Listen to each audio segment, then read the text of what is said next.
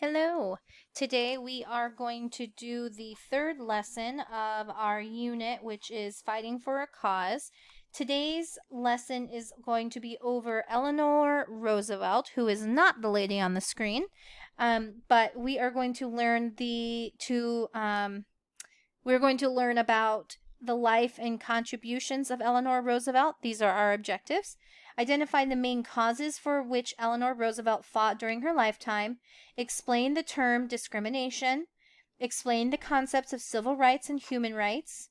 Explain that Eleanor Roosevelt was married to President Franklin Roosevelt. Explain Eleanor Roosevelt was the First Lady. And explain the Great Depression as a difficult time in American history. And the last one is explain the role of the United States in the world. Our vocabulary words to be on the lookout for are admirable, the quality of deserving respect or admiration, devotion, extreme dedication or attachment to a cause or person, First Lady, the wife of a president of the United States or the wife of a governor of the state, human rights, rights that are believed to belong to everyone, such as food, a place to live, the right to an education, and a job. And then the last one is politics, is the process or a participation in government and governing. So we have learned a lot about the lady who is on the screen. She was the main character of yesterday's Read Aloud. Excuse me. Sorry, I had to sneeze. Who can remember what her name was? This was Susan B. Anthony, and Susan B. Anthony fought for the basically the end of slavery. So she was an abolitionist who wanted to abolish slavery, and also she fought for women's suffrage, which is the right to vote. She gave speeches. She started a newspaper. She wrote petitions, and she voted for the president, although it was illegal to do so. Civil rights, you guys have to remember, are the rights guaranteed by a nation's government and all of its citizens. So remember, she was arrested and she was not given some of those same civil rights. And discrimination is another thing that we heard of in that story, which is the unfair treatment of someone based on traits such as skin color or race or religion. So today we are going to be talking about another woman who is very important, and her name is Eleanor Roosevelt. So I'm going to skip ahead to this page real quick. Eleanor Roosevelt helped people in many ways. She was married to the President of the United States, which allowed her to travel and to see firsthand how many people struggled. In addition, after her husband was no longer president, she worked for peace and to end in poverty throughout she worked for peace and an end to poverty throughout the world. This image shows Eleanor a few years after her husband was no longer the president, but while she was working to help people throughout the world to get the rights so they didn't have but while she was working to help people throughout the world get rights they didn't have before. So she started this when he was a president because she saw so many things wrong with what was going on. So she wanted to kind of stop it. So today, I want to explain that Eleanor Roosevelt was married to a man who was the president of the United States. And he was the president during a very difficult time in the country's history. When President Roosevelt was our president, the country was experiencing what is known as the Great Depression. During the Great Depression, many people didn't have jobs and often did not have enough money to buy food. It was during this time that Eleanor fought to have the government give more citizens rights so that they would have more opportunities. Eleanor fought not only for civil rights, but she also fought for human rights. Human rights are those things that may not be promised by the government to all people, such as the right to vote or the right not to be discriminated against. But they are usually considered to be important rights that everyone should have, such as food, place to live, and the right to an education and a job. So I guess want you guys to listen carefully today to find out what causes were important to Eleanor Roosevelt and why she fought for both civil rights and human rights. One of the most admirable women in the American history was one named Anna Eleanor Roosevelt. Remember, admirable means it contains the word admire, so it means respect. So the word admirable means something or someone that deserves respect. She is more commonly known as Eleanor Roosevelt. She was born a long time ago in 1884, but just like Susan B. Anthony, her achievements made our world a better place. Although Eleanor's family was very wealthy, they believed in helping those less fortunate. So this means that they believed in helping those who had little money or had particular needs. And so from an early age, Eleanor learned to care about people who struggled to survive. Eleanor did not have a happy childhood. For part of it, Eleanor and her brother were raised by their grandmother. Although Eleanor loved her grandmother, she thought her grandmother was strict because she would not let Eleanor read books in bed and made Eleanor wear long black stockings, even in the summertime. When Eleanor was 15 years old, she was sent to an English boarding school for girls. Remember, boarding school, and Susan B. Anthony went to a boarding school, but remember, boarding school is where they would live on campus, almost like college, but this was not college, and she would live there at the school. Eleanor was very happy there. She made lots of friends, and her French teacher, Marie Sauvestre, thought she was a wonderful student. It was from Marie that Eleanor developed a love of learning and an interest in travel. Eleanor said that her 3 years there were one of the happiest times of her life. When Eleanor was 18 years old, she returned to New York. It was an exciting time for Eleanor. Her uncle, Theodore Roosevelt, had just become the President of the United States. In those days, wealthy young girls like Eleanor went to parties to meet wealthy young boys. Eleanor's grandmother hoped that Eleanor would meet a young man whom she could marry. So this says that her uncle was Theodore Roosevelt. Okay? And he became the President of the United States. Eleanor did meet someone. She met Franklin D. Roosevelt, her distant cousin. They liked each other and began to date. Franklin thought that Eleanor was smart and kind. They were both eager to work for their country. Franklin and Eleanor decided to get married. They were married in New York City, and President Theodore Roosevelt walked the bride down the aisle. Eleanor was 21 years old of age. During the next 10 years, Eleanor gave birth to 6 children. This is a picture of them. They have Anna, James, Elliot, Franklin Jr., John, and another son who died when he was a baby. Eleanor's husband, Franklin, was interested in politics. Politics is the activities of the people in the government. In 1911, he won a political position in the New York State Senate. The family moved to Albany, the New York State capital. 2 years later, Franklin was appointed Assistant Secretary of the Navy. This time, the family moved to Washington, D.C. So, Washington, D.C. is our nation's capital, and that is where the White House is. Eleanor spent a great deal of time with her family, but she also worked on many projects that reached out to people who are in need. In 1921, Franklin he developed polio, which is which is a virus or a disease that can cause paralysis or make it impossible to move a part of the body, such as the legs.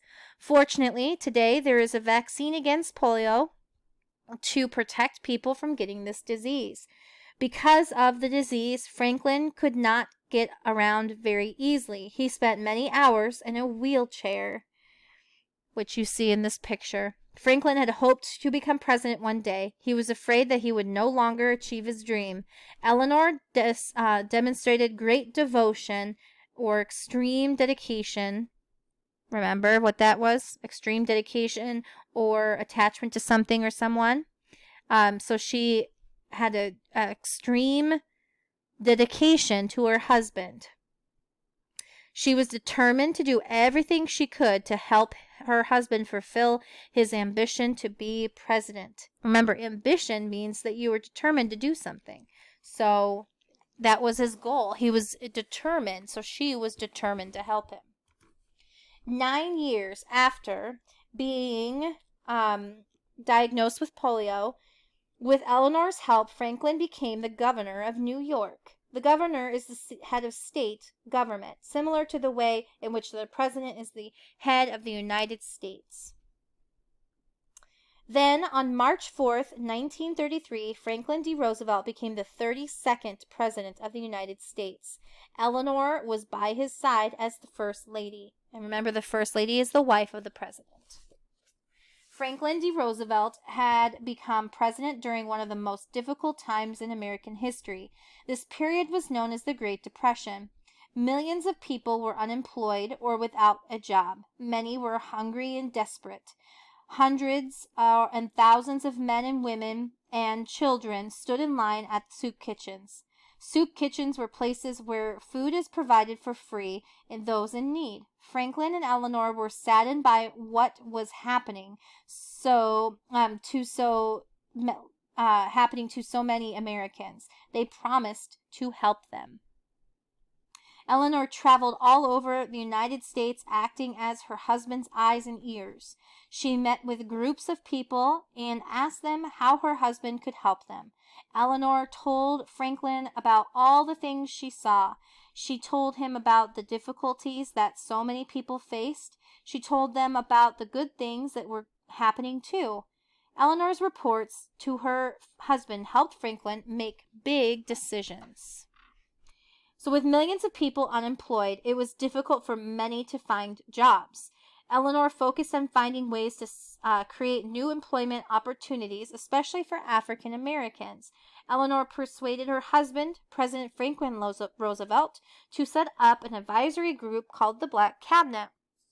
The members of this group were talented and successful African Americans who were specifically chosen for their skill. Their job was to find ways to improve the lives of African Americans living in poverty. Here is a picture that you probably recognize from the first lesson. This was Mary McLeod Bethune, which was Eleanor's friend, and was one of these group members. Later in this domain, you will learn more about Mary. Like Eleanor, she was a remarkable woman. Eleanor believed that two heads are better than one, and so, together, Eleanor and Mary set up the National Youth Administration and Division of Negro Affairs. These programs helped many young African Americans pay for education. Just like today, a better education provides better employment opportunities, or a chance to get a better job. Eleanor dedicated much of her life to working for civil rights and human rights. And remember, human rights are rights that are believed to belong to everyone, such as food, a place to live, education, and a job.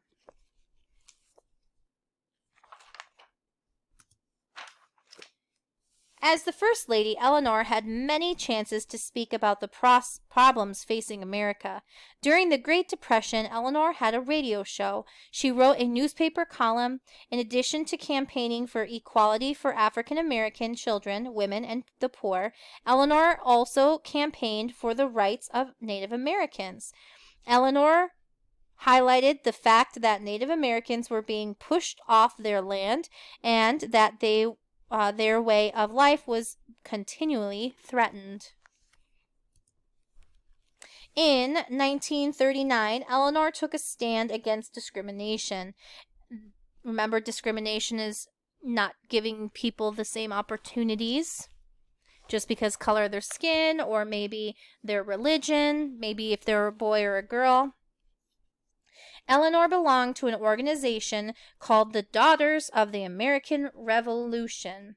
When the Daughters of American Revolution would not allow a talented African American singer named Marian Anderson to sing at the hall they owned in Washington, D.C., Eleanor left the organization. Eleanor later got permission for Marianne to sing at the Lincoln Memorial. More than 75,000 people came to support her and hear her wonderful voice. Even after death of her husband, Franklin, Eleanor continued to work for human rights. And that is what? Those are like the food. You have the right to food, education, a job, stuff like that, right? In 1946, President Harry S. Truman called Eleanor to work at the United Nations, an organization that includes many of the countries in the world. The main goal of the United Nations, even today, is world peace, but it also works to reduce poverty and help all people in need.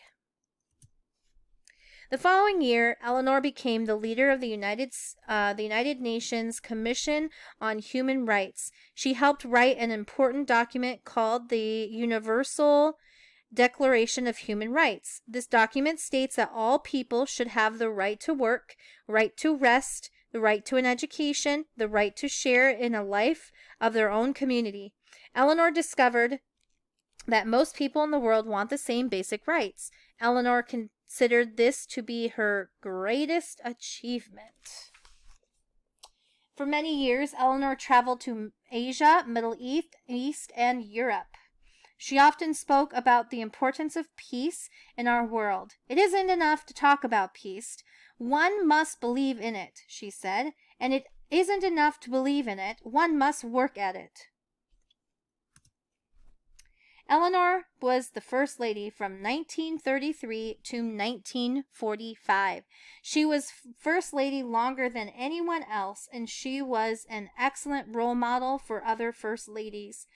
She once said, "The future belongs to those who believe in the beauty of their dreams."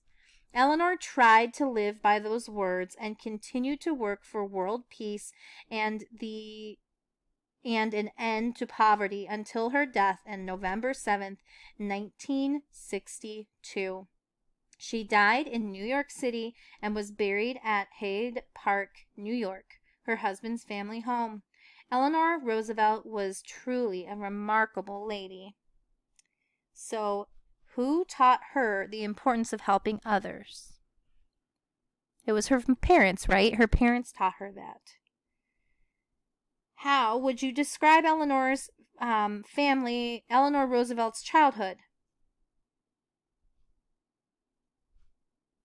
Well, her family was wealthy, but she was an unhappy child. She had to live with her strict grandmother, and then she ended up going to boarding school, right? But she had a better time in the boarding school. What was the name of the man Eleanor married? Franklin D. Roosevelt. And because she was married to a president, what title did she have? The First Lady. And how did Eleanor become her husband's eyes and ears? So remember, he started to not be able, well, he had his disease, right? So she was the one that traveled around the country and told her husband about all the things she saw, as well as all the things people told her. What was the name given to the difficult time period in history, in American history, when many people didn't have jobs or money? That was the Great Depression. What were some of the groups of people Eleanor tried to help? She tried to help women, children, African Americans, and Native Americans, and the poor. Eleanor thought that one important thing that she fought for was about human rights. And fighting for human rights means to try and make sure that all people are treated equally and fairly, and that they receive rights such as food, a place to live, education, and a job, even if those rights are not promised by the government. Because the government just promised the civil rights, not the human rights. Eleanor Roosevelt worked for human rights while she was at the United Nations. What are the main goals of the United Nations even today? They wanted to work for world peace, ending poverty, and helping people throughout the world get human rights. Okay, so here is what you are going to do. You're going to draw a picture of Eleanor Roosevelt here. This is just like the worksheet that you had for Susan B. Anthony. I'm going to show you the choices in just a minute. And hopefully you have one less choice to choose from yesterday, right? So you're going to put the main cause here and then the events that happened. So what were some of the things that happened in the story? One of them was two heads were better than one. They were talking about her and sorry, I had to tickle my throat. Her and Mary. So what were the other things that helped and what not helped, but what were some of the other events that led to Eleanor Roosevelt being so focused on human rights, and what things did she do? What was the main, why is she so important? That's the whole point. Why is she important? Here you can either write or draw a picture of admirable.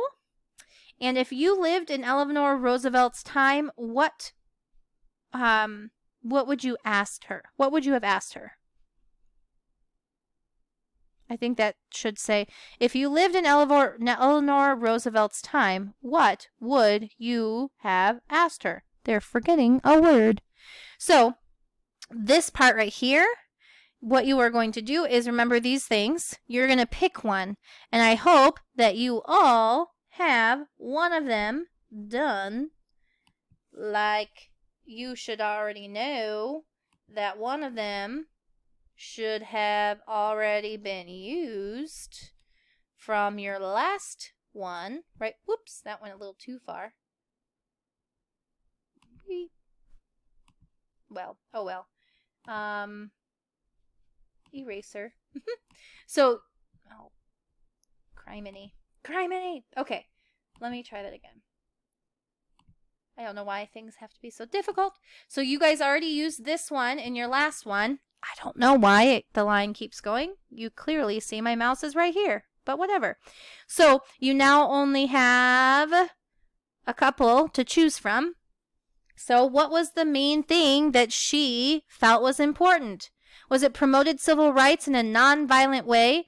Education for African American young people? Human rights? Make sure all people were treated equally and fairly?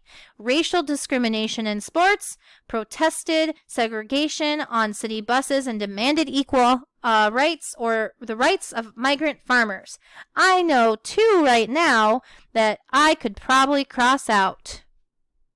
3, considering the fact that I already crossed one out. Think about, were there any sports in this one? Were there any farmers? So think about that, okay? And that is all you have to do today. I will have another lesson for you tomorrow. Keep up the awesome, amazing work. I love you all, and have a great night. Bye.